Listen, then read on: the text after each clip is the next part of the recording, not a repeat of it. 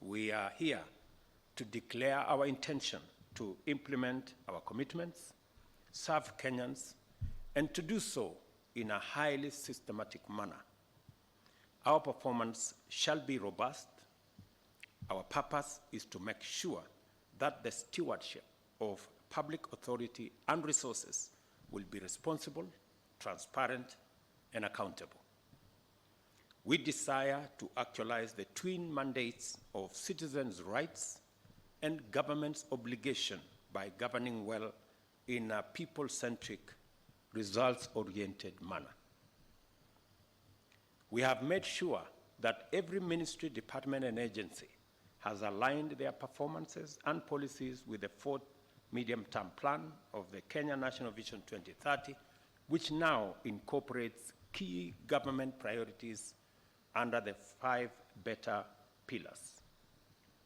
It is now a fundamental duty of cabinet secretaries, principal secretaries, chief executive officers of state corporations, and the principals of tertiary education institutions to implement obligations under their performance contracts by taking every measure to execute key government priorities on time and with the allocated resources.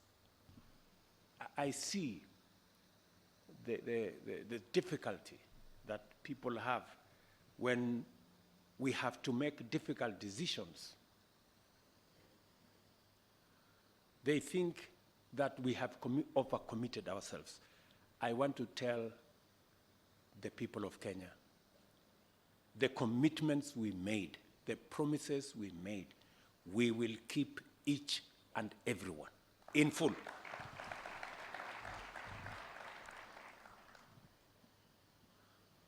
Some Kenyans are even suspicious that we are implementing revenue measures without any intention to deliver any public services at all, let alone the elaborate agenda that we have set out.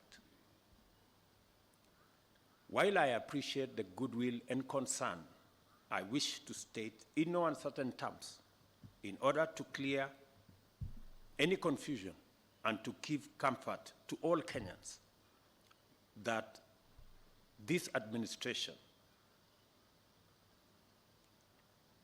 is committed, fully committed, to the implementation of the pledges and commitments contained in our bottom-up economic transformation agenda plan. We promised that our government would defend the Constitution and constitutionalism, institutionalize issue-based, performance-oriented politics, and implement better our plan. We shall not run away from any of the commitments therein. We will keep them. It will not be business as usual. I made a commitment to the people of Kenya that there will be no money to steal. There is only money to deliver on the programs, on the projects, on the aspirations of the people of Kenya.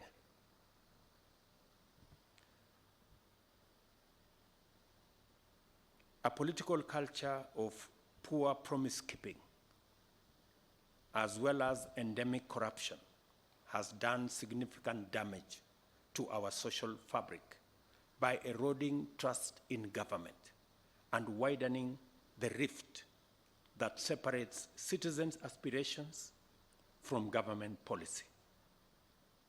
We cannot afford to wait and see where this road may lead, because it has already brought us to a very terrible place. It is time that this comes to an end once and for all. And I promise you, it will come to an end.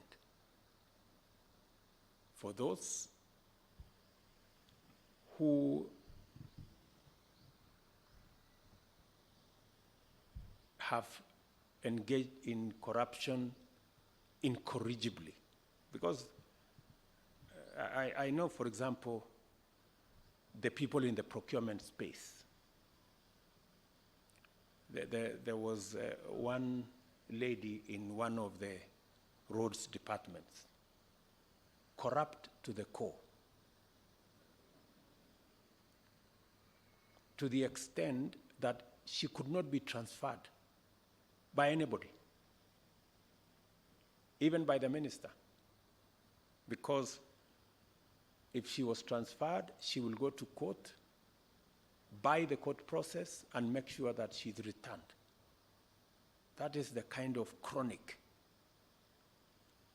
where corruption has taken us. I hope Mr. Kipchumba Murkomen and Bwana Mbogwa, I hope that lady no longer works for the government of Kenya.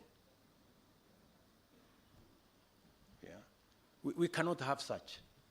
There are people who have made government offices their private property.